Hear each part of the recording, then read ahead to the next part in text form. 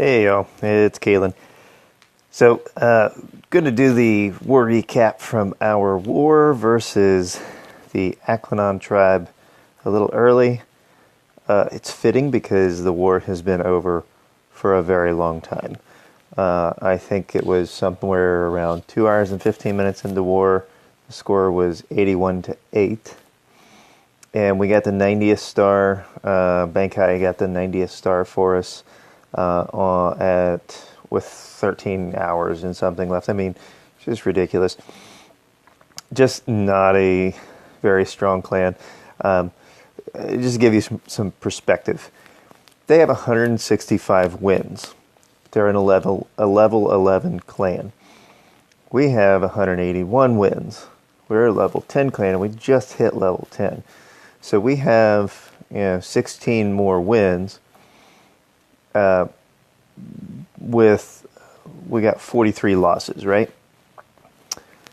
They don't have a public war log, but they must have an absurd number of losses because you do get experience points for losing.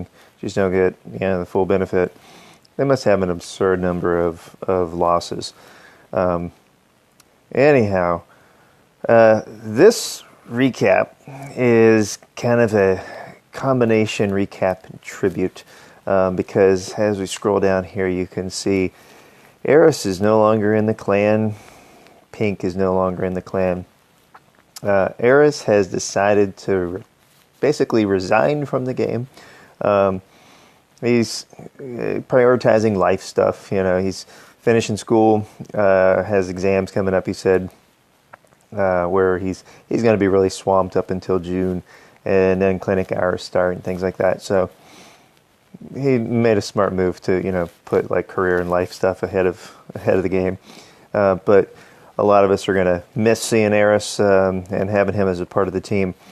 Eris has been with us since April 14th, I believe it was. He's actually been here longer than I have. I joined April 24th, 10 days later than he did. But so, and kind of to make this into a sort of Eris tribute, not really going to spend a whole lot of time, going over much of the war beyond what we've already done. Well, that and pointing out the fact that we 3-starred base number 1 like 3 times.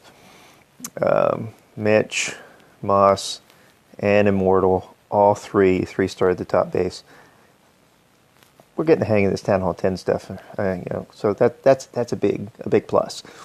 But what I'm going to do was going to show you recaps of Eris' first hits from Pink and from, his main, Eris. Since this was his last war with us, figured I'd kind of do a little bit of a tribute kind of thing for Eris. Eris pulls the clan castle. One of the dumb things that this guy did was put his clan castle where you could lure it from the edge of the map. Pull stuff over into the corner. Made his bowler entry so much easier. He's doing a Gaboho. He can now quad quake because the dragon and loon are no longer a threat. And his bowlers are going to be tanking rather, the golems the entire time they're bashing through the core. So he puts down his bowlers, and you're going to see them roll through here, and they're going to start rolling the core here in just a minute. And while they're in the core kicking the crap out of everything that's kind of a big threat, he's going to start dropping in some loons to target these cannons up top, and then some hogs to start picking off some of the defenses that are next layer in, and things that can potentially target his loons. Troll Tesla up here on the side. Great idea, guys. Put a level 1 Troll Tesla. I mean, to be quite honest, this clan just wasn't really of a caliber that really could give us much of a challenge. I mean, that sounds really kind of mean and nasty, but I mean, they just weren't that great. They weren't. I think they're probably used to losing too. Anyway, Pink's first hit smashed this base completely, and 4x it because the rest of it's just clean up. going to get the corner hut there. After that, Eris hit base number 5, I believe it was. Yep, that was his first hit from Eris. You can see the minion moved differently than what he thought it would. So he puts a baby dragon down here to funnel. Now you can see there's a hole in this base right down here by the bomb tower. He's going to take advantage of that here in a minute. And just so happens, this guy was dumb. Put 3 of his giant bombs all together right here in this pocket. This baby dragon is going to work up and down this side and end up working through and eliminating all those bomb spots anyway. I believe it would have eliminated all those bomb spots anyway. But I think he eventually drops in a archer or something just to make sure there's nothing there, and ends up triggering 2 of the bombs in the process.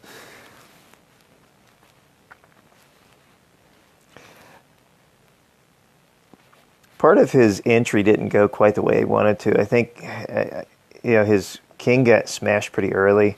But one of the best things about Eris and his hits, and when he announced to us that he was going to be taking off and leaving the clan, oh, there go those giant bombs. One of the things that I commented to him was, I've learned a lot watching him.